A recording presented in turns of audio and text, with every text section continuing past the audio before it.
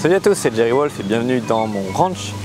Et aujourd'hui, quatrième vidéo du remontage de la Oldsmobile.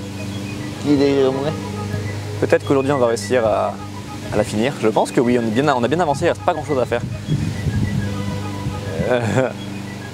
Voilà.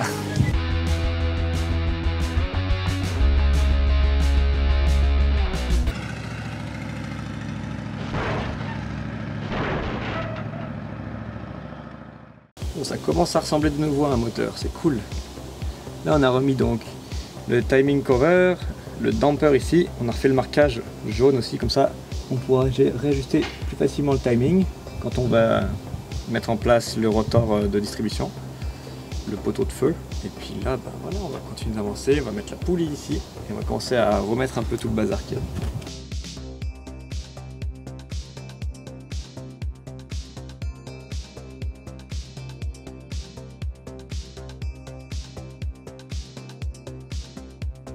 Je vais changer le thermostat et le thermostat housing puisque j'ai tout ça en neuf à côté de moi. Parce que c'est souvent sur ces voitures là que le thermostat a pratiquement jamais été changé de sa vie. Donc forcément il est plus très efficace au bout d'un moment, voire plus du tout. Donc tant qu'à faire, autant changer.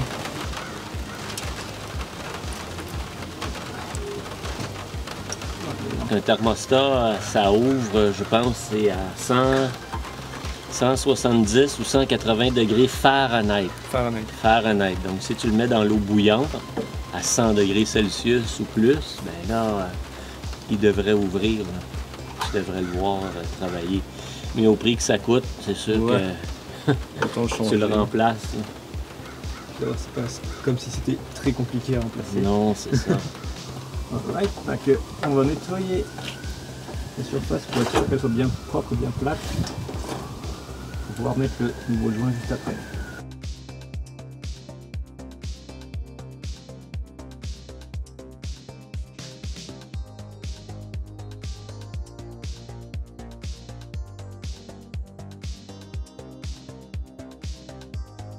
On va pouvoir tout remettre en place. Le thermostat, le joint et le thermostat housing.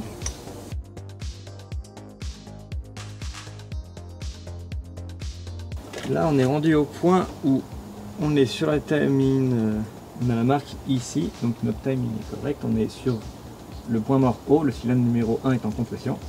C'est aussi à ce moment là que la bougie est supposée faire l'étincelle. Donc on a repéré c'est l'endroit où est supposé être le fameux le pointeau à l'intérieur, ce qui veut dire que le cylindre numéro 1 va être lui. Maintenant il faut checker ton ordre d'allumage parce que ton pointeau va tourner dans un sens, et là comme on peut voir sur le schéma qu'on a fait, on sait que notre pointeau va tourner dans ce sens là. Notre numéro 1 on l'a trouvé, donc le prochain ça va être le 8, 4, 3, 6, 5, 7, 2. Firing order. Et là, c'est notre piston. Là, le cylindre numéro 1, c'est lui. C'est le premier qui est ici. Ensuite, le 2 il est là. 3, 4, 5, 6, 7, 8, etc. Donc là, on va raccorder les bougies.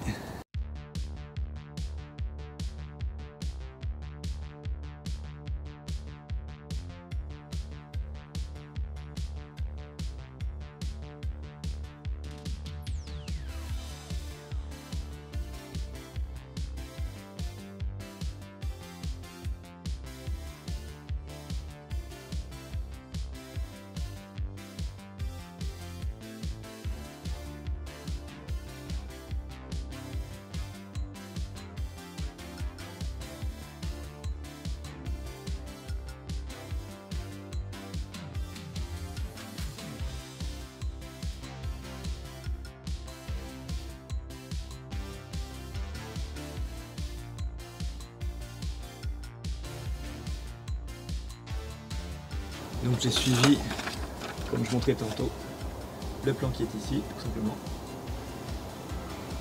Et voilà, en fait, on a attaque la remise du carburateur.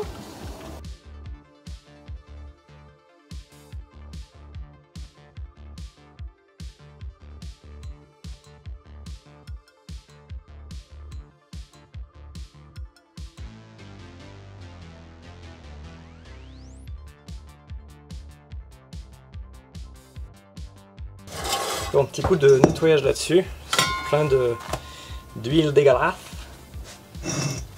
Donc on va pas se prendre la tête, on va nettoyer ça simplement avec du brake cleaner. C'est pas mal ce qui est plus efficace pour enlever tout ce qui est graisse. Et... tu peux aussi nettoyer avec de l'essence, ça nettoie bien aussi.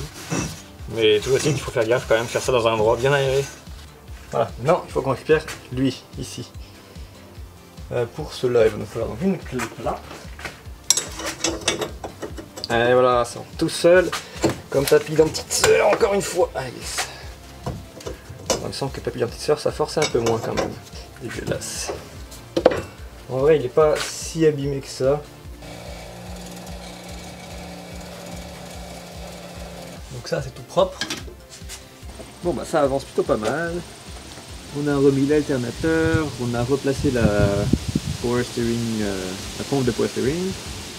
On est en train de mettre le support pour pouvoir remettre plus tard la pompe d'air climatisé. Je ne sais d'ailleurs même pas si je vais la mettre ou si je l'enlève complètement, puisque de toute façon je m'en sers pas. Et voilà, on a remis en place l'alternateur, on a tout vissé, tout fixé. J'ai mis la poulie ici de la pompe à eau sans le ventilateur, parce qu'au début on va juste essayer de démarrer. Puis on va flusher tout le système de liquide de refroidissement aussi, tout nettoyer tout ça, puis partir sur de bonnes bases.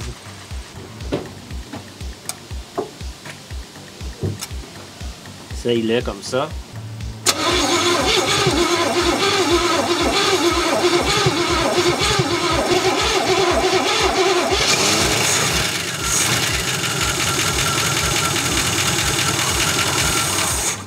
Encore.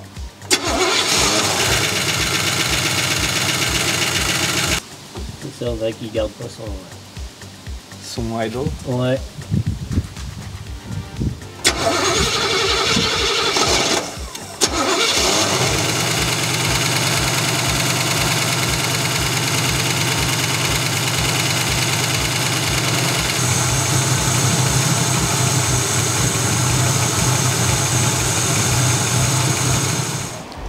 Au final, est-ce qu'elle roule cette voiture?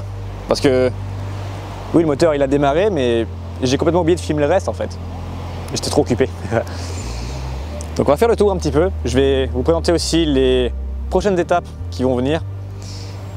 Et ensuite, on va faire un petit tour avec la voiture et voir ce que ça donne, la modification. Voilà, voilà. Et la cerise sur le bateau, plaque de Los Angeles. Ouais, ça lui va bien je trouve. Les prochaines modifications que je vais lui faire, ça va surtout être des modifications esthétiques en fait. Parce que mécaniquement, bah, j'ai pas mal fait le tour je pense maintenant. Pour l'instant, tout va bien, je touche du métal pourvu que ça dure. Donc prochainement, je vais changer les jantes. Parce que présentement, elle est sur ces jantes tôle d'origine toutes rouillées, c'est pas très beau. J'aimerais bien mettre quelque chose qui donne plus... quelque chose de plus chromé peut-être. Je dirais bien des jantes en acier, style un peu muscle car.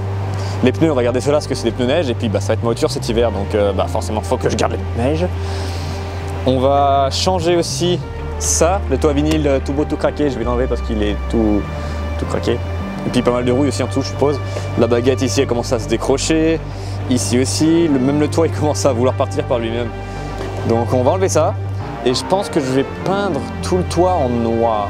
Soit... on verra. Bon, voyons voir comment elle chante maintenant.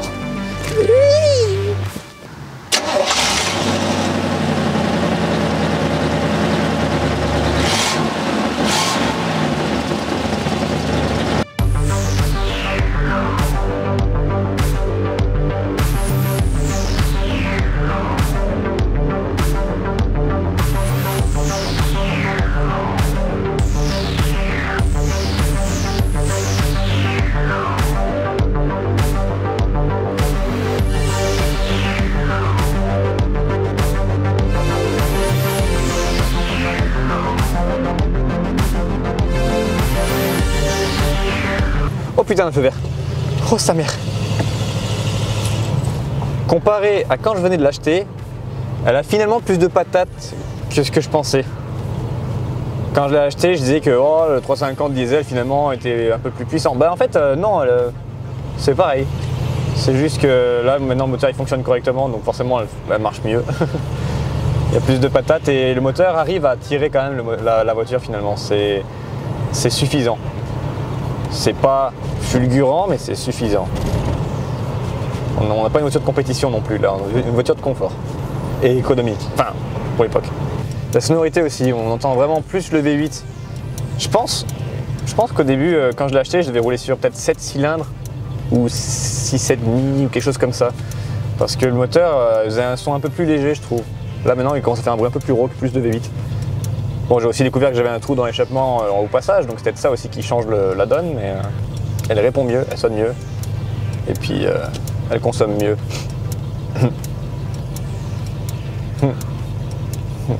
Voilà. Et c'est sur ces belles images de moi qui attend au feu rouge, qui vient de passer au vert, que se conclut cette vidéo. Merci d'avoir regardé la trilogie, la quadrilogie, parce qu'il va y en avoir 4. Celle-ci est dans la 4e. J'espère que ça vous aura plu, vous aurez appris des choses. Moi j'ai appris énormément de choses et j'ai enfin vaincu une Oldsmobile. N'hésitez pas à liker, mettre un pouce bleu, à partager, à liker, à mettre un pouce bleu, puis à partager et à liker aussi, et aussi mettre un pouce bleu. Et puis voilà, je me suis répété 4 fois là, je crois, mais c'est bien. Et sur ce, je vous dis à bientôt pour une prochaine vidéo. Je pense que la prochaine vidéo sera la Mercury, qui va être mon projet d'hiver. Et on va sortir le moteur et encore faire quelques bricoles dessus. Oula.